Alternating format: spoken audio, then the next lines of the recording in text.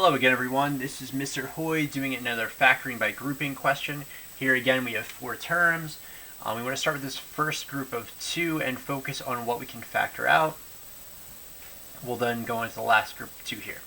So looking at these two, you can't factor out a coefficient. You technically could factor out a 1.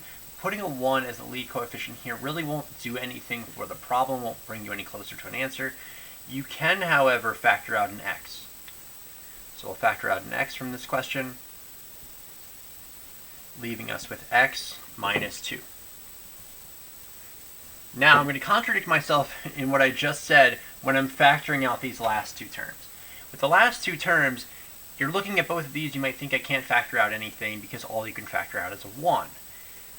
Now, I mentioned before, there's really no reason to have that out here because I'm already taking out an x.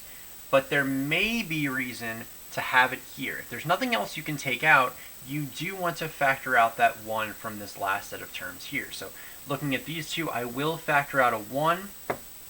That's a positive 1. In this case, because we have a positive 1 as our coefficient here. We factor out the positive 1, and what it leaves us with is basically what we started with. We have the x minus 2. Really no change occurring there. The rest of the problem is much simpler, but I really want to focus on this part here. If you are factoring out a set of two terms, and there's nothing that can come out other than positive 1, or in some cases negative 1, you want to factor that out. So again, if I was here and I could not factor out an x, I do want to factor out the 1. Here there's nothing I could factor out, so I definitely want to factor out the 1.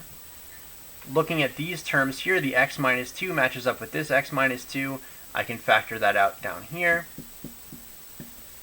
And the remaining terms are this x right here, and this 1 here. Change colors here. This term and this term, leaving us with x plus 1 down here. You can obviously multiply these together to check your answer, but I want to bring specific attention again to the factoring out of 1s. You never want to factor this set of four terms and leave a blank space here. That's been the case in the past. I've noticed that. Please make sure not to do that. Final answer, x minus 2, x plus 1.